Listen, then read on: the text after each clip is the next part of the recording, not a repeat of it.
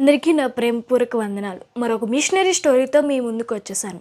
క్రైస్తవులు అంటే క్రీస్తుని పోలి నడుచుకునేవారు అని అర్థం. అయితే మనలో ఎంతమంది క్రీస్తుని పోలి నడుచుకుంటున్నాం?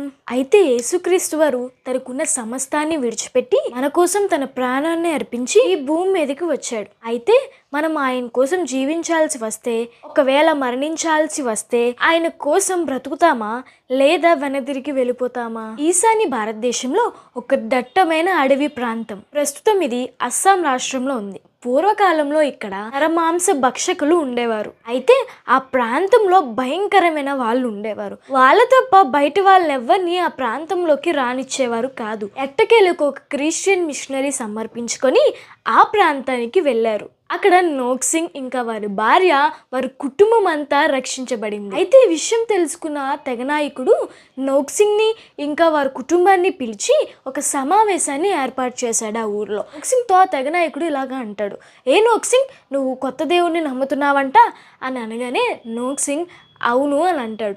అప్పుడు ఆ దేవుని విడిచిపెట్టకపోతే నిన్ను, నీ కుటుంబాన్ని కూడా మొత్తం చంపేస్తాను అని ఆ తెగ నాయకుడు బెదిరిస్తాడు. అప్పుడు నోక్సింగ్ అంటాడు, నాకు ఏమున్నా లేకపోయినా, నాతో ఎవరున్నా లేకపోయినా నేను నిజమైన దేవుణ్ణి తెలుసుకున్నాను కాబట్టి నేను అతన్ని విడిచిపెట్టను అని ఆ తెగ నాయకుడితో చాలా దృఢంగా చెప్తాడు. అయితే అప్పుడు ఆ తెగ నాయకుడు చాలా కోపంతో నోక్సింగ్ ఇద్దరు పిల్లల్ని బాణంతో చంపేస్తాడు. అయితే ఆ తర్వాత తెగ నాయకుడు అంటాడు, నోక్సింగ్, ఇప్పటికైనా నువ్వు ఆ దేవుణ్ణి విడిచిపెడితే నీ భార్యనైనా మిగులుస్తాను, లేదా నీ భార్యను కూడా చంపేస్తాను అని బెదిరిస్తాడు.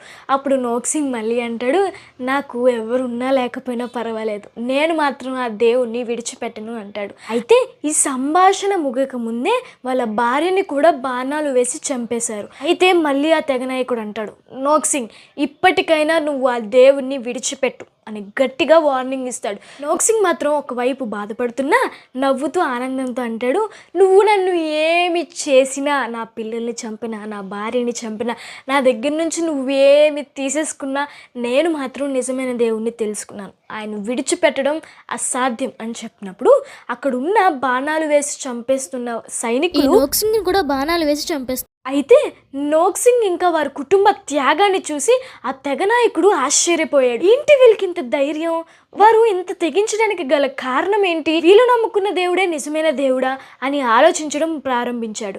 అయితే అలాగ ఆలోచిస్తున్న క్రమంలో అతని మనసు మారింది. అతను నిజమైన దేవుడు యేసు ప్రభువారే అని గ్రహించి వారి పాపాలని విడిచిపెట్టి యేసు ప్రభువారిని నమ్ముకున్నాడు ఆ తెగ నాయకుడు.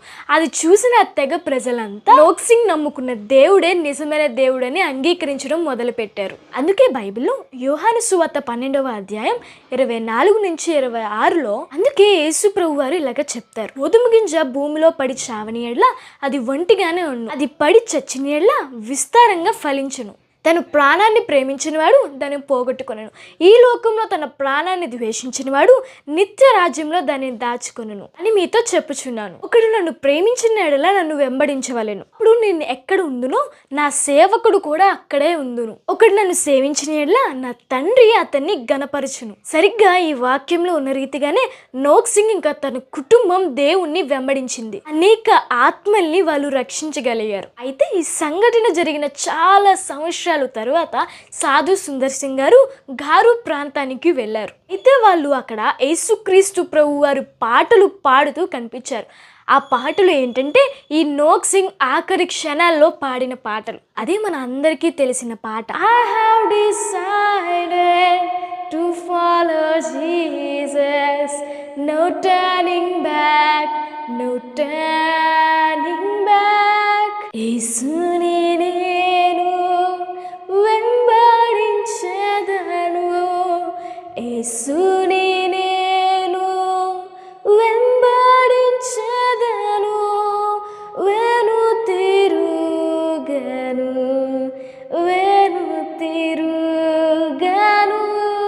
నా వెనుక లోకం, నా ముందు యేసు, నా వెనుక లోకం, నా ముందు యేసు, నా వెనుక లోకం, నా ముందు యేసు, వెనుదిరుగను, వెనుదిరుగను, వెనుదిరుగను.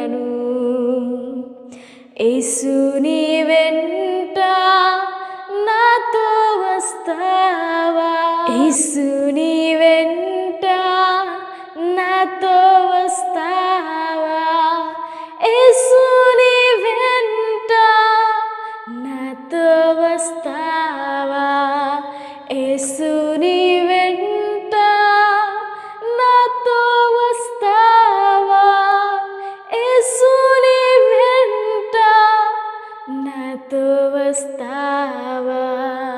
వెనుదిరుగను వెనుదిరుగను